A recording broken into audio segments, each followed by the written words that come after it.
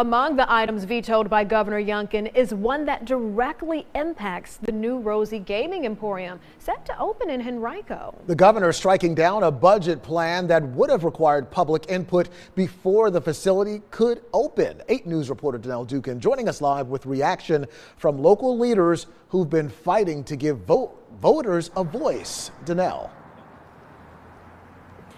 That veto allows this construction project to continue as planned. And while local leaders have been expressing their disappointment, the governor is standing firm in his decision. I just didn't think that was appropriate. Governor Glenn Youngkin explaining the reasoning behind one of his line item vetoes. On Monday, he vetoed budget language that would have required companies like Rosie's Gaming Emporium to receive input from voters before being built or operated. That was a site that they had agreed with the county. They received all the permits they needed to start building. They'd invested $5 million in this new site.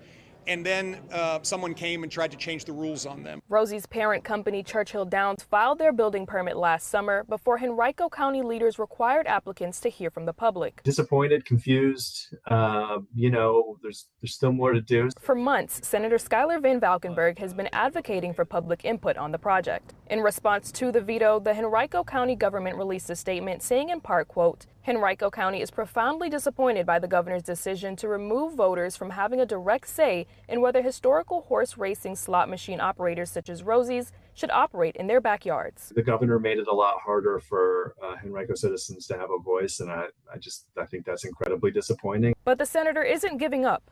Van Valkenburg says he'll be working to get the veto overturned when the General Assembly reconvenes next week. His action's not the final word. We can override that with 2/3 votes in both houses.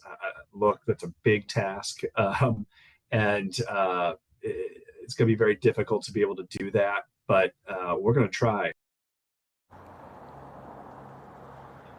Churchill Downs sent a statement saying in part that the vetoed budget language would have sent a very negative message that regulations can change without warning even after projects have been approved. Rosie's is expected to open later this year. Live in Henrico, Danelle Dukin, 8 News.